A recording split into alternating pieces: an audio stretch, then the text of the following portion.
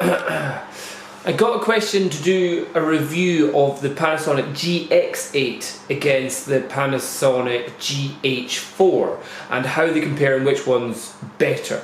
There's many things which are different between the two, let alone their actual size and shape and how they look and all that kind of stuff, and their ergonomics. What I will say is the Panasonic GH4 is still the workhorse of the group. The GX8, which is the flagship stylistic camera, is definitely the flagship styly one. However, it's not quite the workhorse that the GH4 is. I would still recommend the GH4 if you're really into video and photos and all that kind of stuff. Photos, GX8, video, GH4, definitely. They both do super well. The one difference, big difference, is, for example, the GH4 is a multi-world video camera. It can do 60 frames, it can do 50 frames, it can do 30, 25, 24 and all that. And it can do variable frame rate, where you can get it from 2 frames a second, 12 frames a second, blah blah blah, all the way up to 96 or 98 frames a second. So you can do in-camera slow motion, which I will show in a second.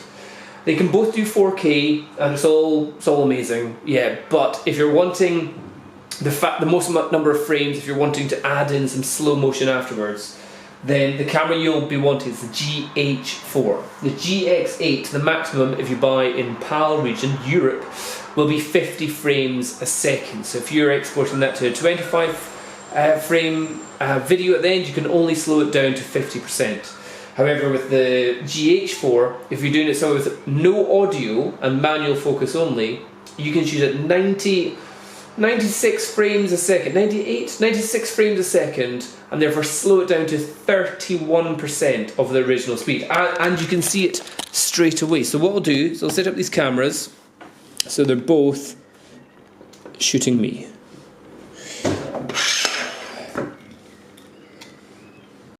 So what I'll do is I'll start off with the GH4 and if I press shutter when it's in recording mode, it's shooting at 96 frames a second, as you can see here. I'm going to stand back here, do some juggling with some batteries I found. Is there anything better I could use? Okay, so 3 batteries, 1 and 2 and 3 and 4 and 5. Ooh, ooh, ooh.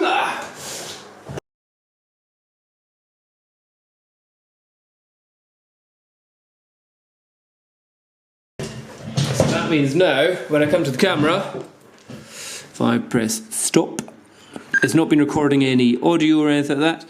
If I reach around the back and press play, we've now got a super awesome, it's instantly doing slow motion.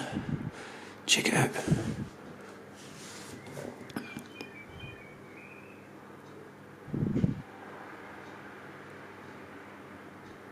And that's slow motion for 30 frames a second output as well.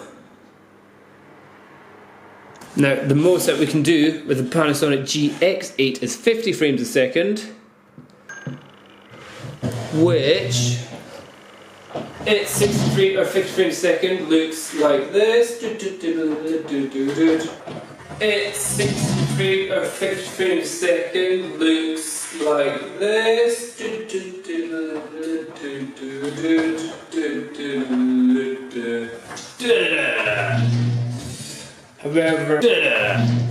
However, if I then go click stop,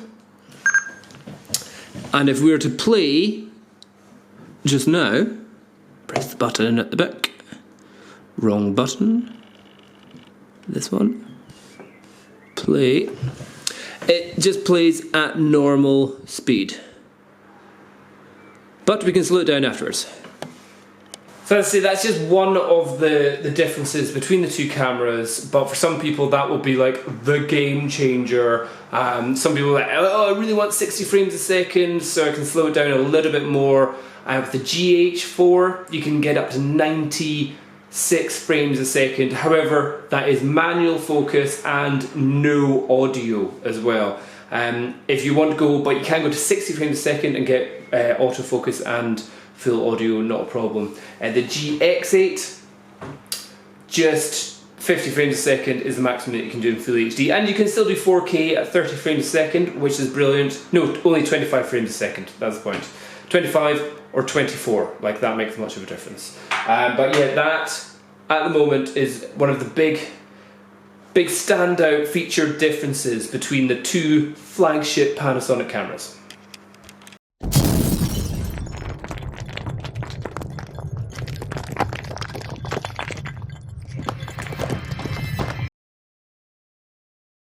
One last thing is that if you are on my photography channel, you may not know that I've got two other channels. One is my exercise channel, which you can check out, which is Dom Bauer Exercise. I think the actual name is just youtube.com/Dom Bauer. And I've also got another one on this channel, so I've got Dom's Talks. And a lot of that is going to be about, well, me dealing with my first ever newborn baby, little Logan Bauer. Born on the 4th of September, and so I'm learning to be a dad.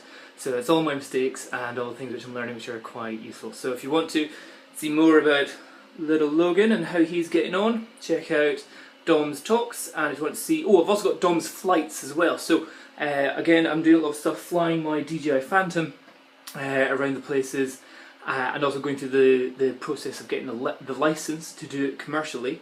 So if you want to see how I'm doing that, check out the Dom's Flights channel as well, which I should put all the links to down below. So thanks for watching, bye bye.